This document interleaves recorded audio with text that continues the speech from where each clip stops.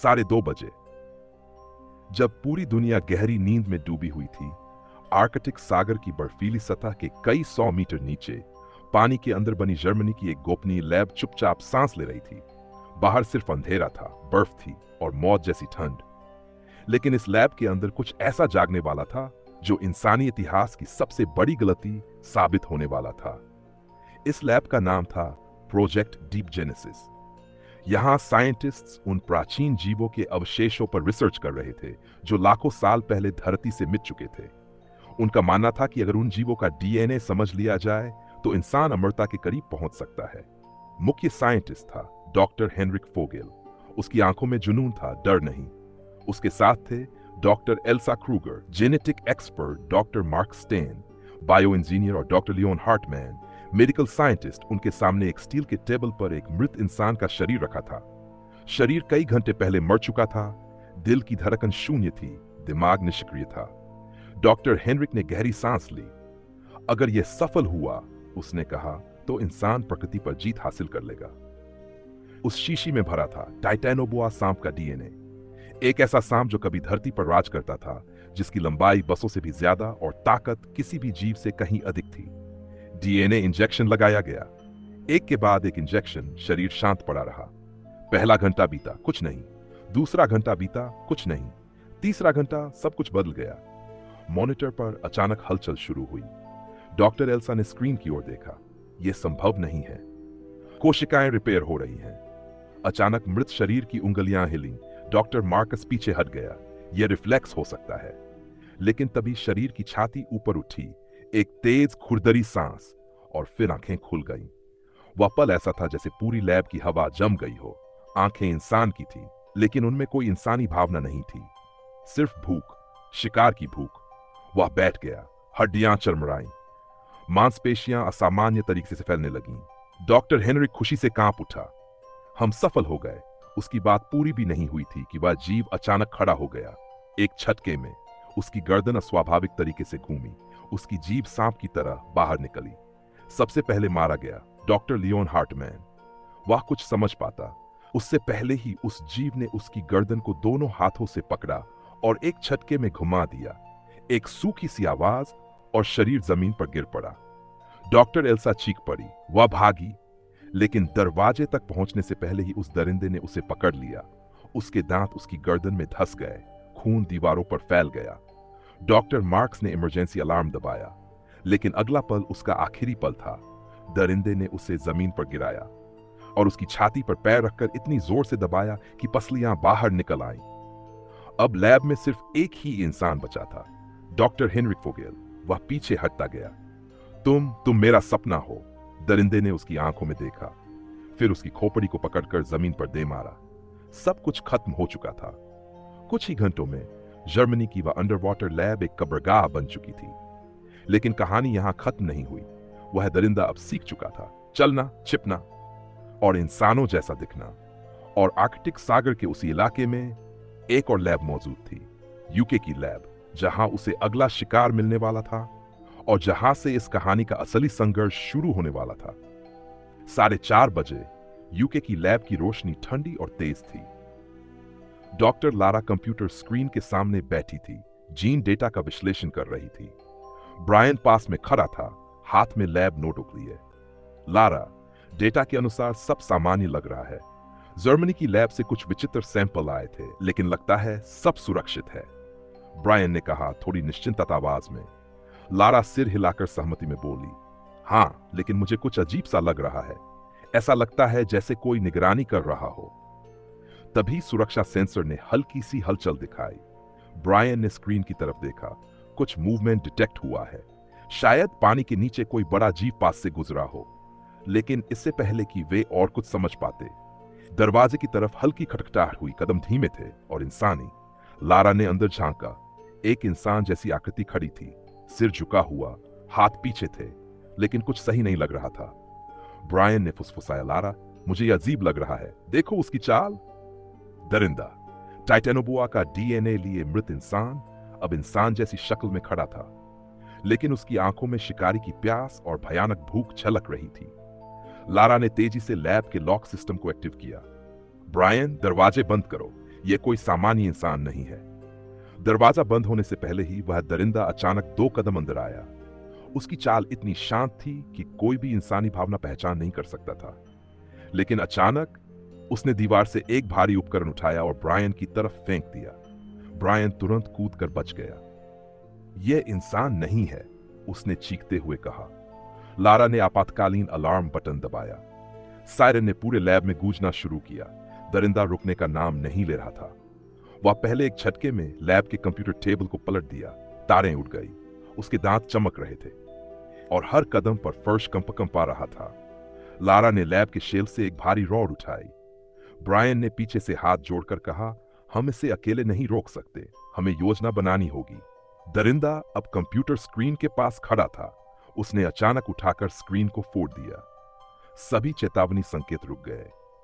Lara और Brian ने देखा कि यह दरिंदा केवल शिकार की भूख के पीछे है। उसकी इंसानी शक्ल केवल धोखा दे रही थी, लेकिन उसकी गति और ताकत किसी इंसान से कहीं अधिक थी। हमें बाहर के लोगों को कॉल करना होगा। यह हमारी लैब में और समय बर्बाद नहीं करेगा, लारा ने कहा। लेकिन तभी दरिंदा लैब के बीच में आ गया। ब्रायन ने पीछे की तरफ देखा। सिर्फ 2 रास्ते थे, एक लॉक्ड गेट, दूसरा कीबोर्ड और लैपटॉप के पास का छोटा रास्ता। लारा, हमें उसी छोटे रास्ते से बाहर निकलना होगा। जैसे ही वे छोटे रास्ते की ओर बढ़े, दरिंदा उनकी दिशा में झपट पड़ा। लेकिन ब्रायन ने फिसलते हुए दरवाजा जोर से बंद कर दिया। लैब के अंदर अब केवल 3 चीजें बची थीं, दरिंदा, लारा और ब्रायन। अगले कुछ मिनट उनकी जिंदगी और पूरी दुनिया के लिए तय करने वाले थे। और यही वह पल था जब डॉक्टर लारा और ब्रायन को समझ आया कि यह केवल इंसानी खतरा नहीं है, यह एक शिकारी है जो इंसान की शक्ल में भी इंसान नहीं है। 4:50 लारा और ब्रायन छोटे रास्ते की ओर भागते हुए लैब के एक साइड रूम में पहुंचे। दरिंदा इंसानी शक्ल में लैब के बीच में खड़ा था। उसकी चाल अब भी शांत थी, लेकिन हर कदम पर फर्श कंपा रहा था। ब्रायन ने फुसफुसाया, लारा, हमें कुछ सोचना होगा। यह सिर्फ इंसान नहीं है, यह ताकतवर है, तेज है और हमारी हर चाल पर नजर रख रहा है। लारा ने चारों तरफ देखा। लैब में कई भारी उपकरण, कुछ कैबिनेट्स और सुरक्षा कैमरे थे। ब्रायन, हमें इसे भ्रमित करना होगा। मैं दरवाजे के पास अलार्म बटन दबाती हूं और तुम पीछे से मुख्य पावर कट करो। ब्रायन ने सिर हिलाया। ठीक है, लेकिन अगर यह हमें पकड़ लिया तो उसका वाक्य अधूरा रह गया। लारा ने गहरी सांस ली और अलार्म बटन दबा दिया। सायरन की तेज आवाज पूरे लैब में गूंज उठी। दरिंदा पल भर रुक गई, उसकी आंखें लाल हो गई। शिकार की भूख और गुस्सा झलक रहा था। फिर वह तेजी से लैब के एक साइड टेबल की ओर बढ़ा, जहां कुछ छोटे उपकरण रखे थे। ब्रायन ने तुरंत मेन पावर स्विच खोजा और लैब की मुख्य बिजली बंद कर दी। लाइट बुझ गई। लैब में सिर्फ आपातकालीन लाल रोशनी जल रही। दरिंदा अंधेरे भी देखने में माहिर था। वह अपनी शिकार की भावना को महसूस कर रहा था। उसने धीरे धीरे अपना सिर लिफ्ट किया और उनकी दिशा पकड़ी। ब्रायन ने लारा की ओर देखा। हमें इसे पकड़ने का कोई तरीका चाहिए, लेकिन बिना सीधे टकराए।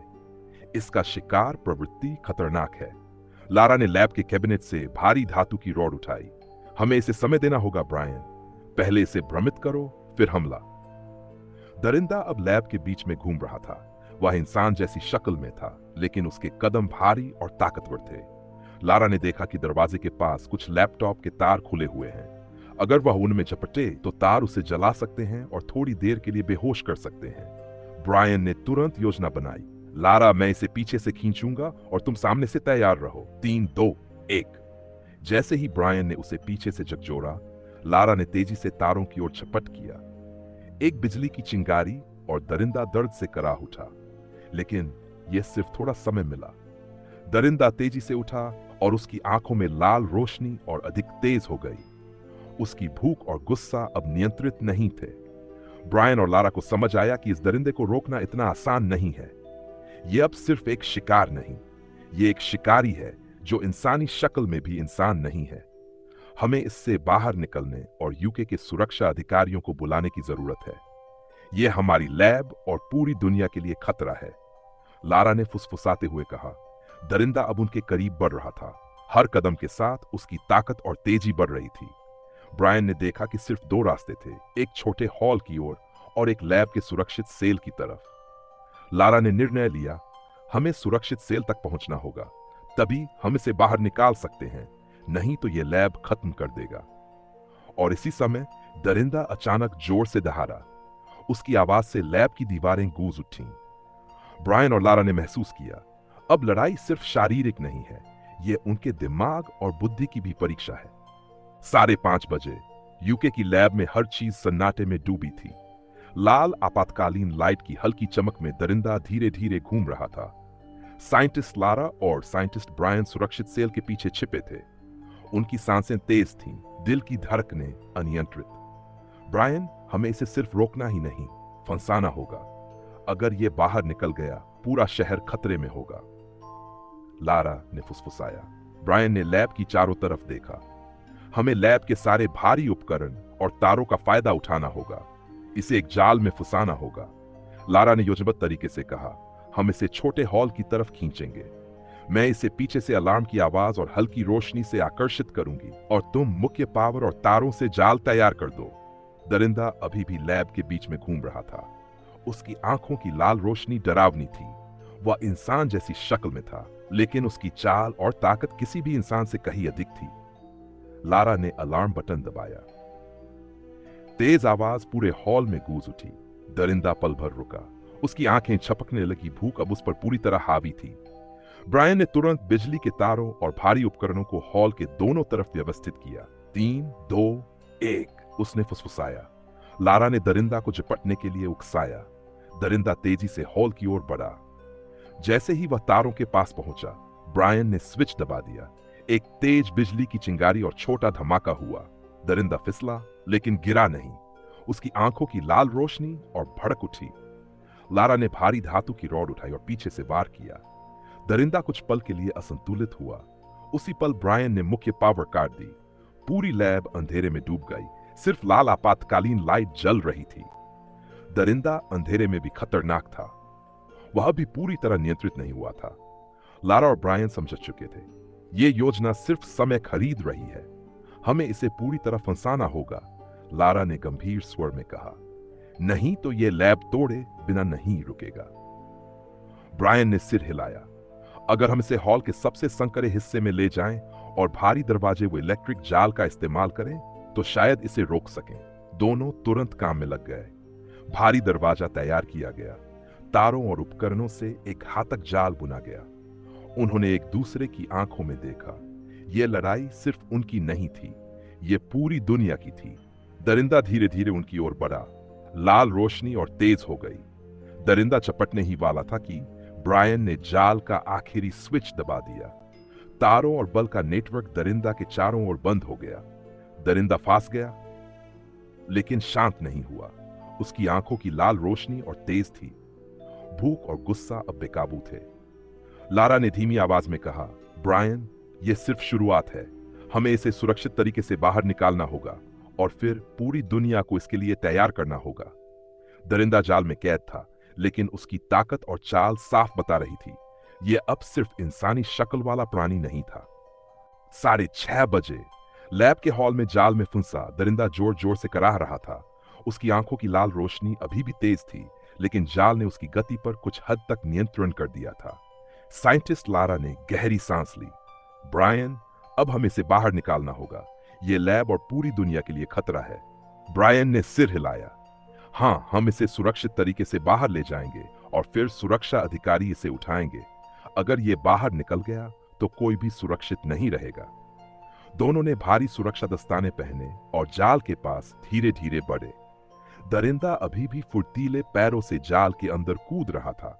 हर झपट में उसकी ताकत और गुस्सा झलक रहा था।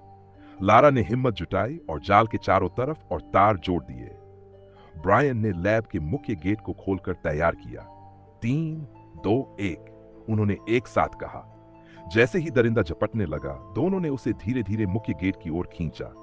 दरिंदा तेज था, लेकिन जाल ने उसकी ताकत को बांध रखा था। कुछ मिनटों की कड़ी मेहनत के बाद दरिंदा मुख्य गेट के सामने पहुंचा। ब्रायन ने मुख्य सुरक्षा पावर रन किया। जाल ने दरिंदा को पूरी तरह चारों तरफ घेर लिया। उसकी शिकारी प्रवृत्ति और शक्ति अब भी भयावह थी, लेकिन वह पूर्ण नियंत्रण में था। लारा ने देखा कि दरिंदा धीरे धीरे शांत होने लगा। ब्रायन, हम सफल हो गए, लेकिन यह हमेशा खतरा रहेगा। इसे लैब से बाहर और सुरक्षित जगह पर रखना होगा। दोनों ने सुरक्षा अधिकारियों को तुरंत कॉल किया।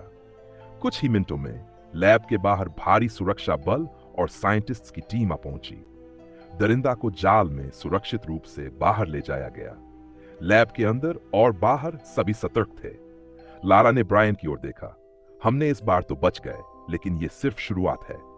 अगर इंसान और प्राचीन जीवों के डीएनए के बीच खेलने की ये कोशिश जारी रही तो दुनिया कभी सुरक्षित नहीं रहेगी।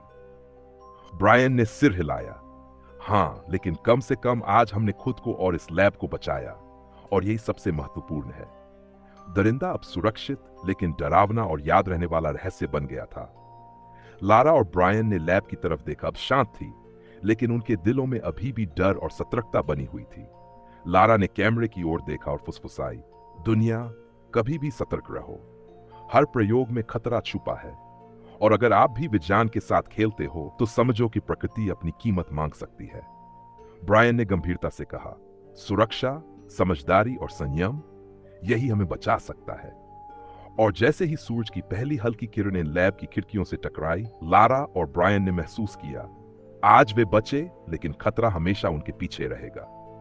अगर आपको लगा कि विज्ञान की एक छोटी सी गलती पूरी दुनिया को तबाह कर सकती है, तो इस वीडियो को लाइक जरूर करें, क्योंकि हर लाइक हमें हौसला देता है ऐसी और भी खौफनाक, सच्ची लगने वाली कहानियां लाने का।